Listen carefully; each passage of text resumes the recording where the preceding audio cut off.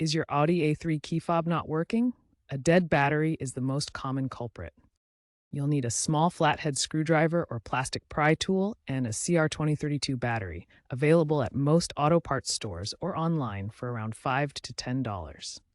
First, locate the small notch or seam on the edge of your key fob. Gently pry it open. It clips together. There are no screws. Remove the old battery, noting the orientation, positive side up. Insert the new CR2032 battery with the positive plus side facing up. Finally, snap the case back together. Wearing gloves can prevent static discharge.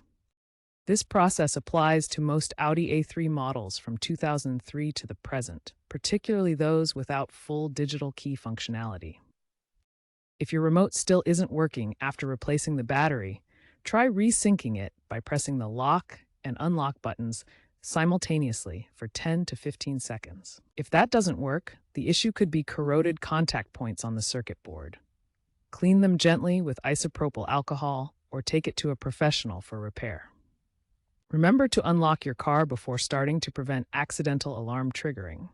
Also, be cautious with cheap batteries as they can leak and damage the key fob electronics. Looking ahead, Audi is shifting towards digital key solutions through the Audi Connect app.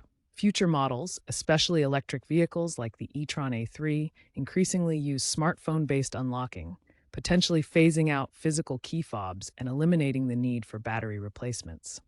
This evolution is already visible in modern Audi interiors with advanced digital screens and connectivity features.